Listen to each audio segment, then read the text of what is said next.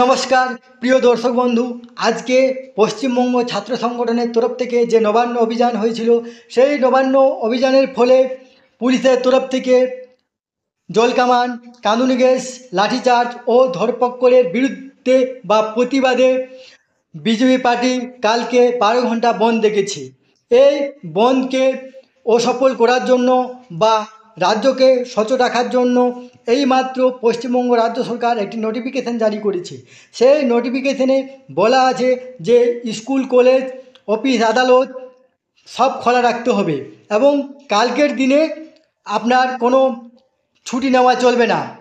Half ছুটি, CL এগুলি চলবে না। শুধুমাত্র 4 প্রকার ছুটি বাদ দিয়ে যদি কর্মচারীরা যদি হসপিটালে ভর্তি থাকেন বা পরিবারে যদি কোনো দুর্ঘটনা ঘটে বা যদি কোনো ছুটি অলরেডি 27-এর আগে থেকে নেওয়া আছে বা child care leave, maternity leave, medical leave and earn leave বাদ দিয়ে কোনো ছুটি মঞ্জুর করা হবে না।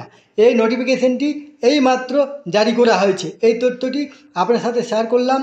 সুস্থ থাকবেন, ভালো থাকবেন, ধন্যবাদ।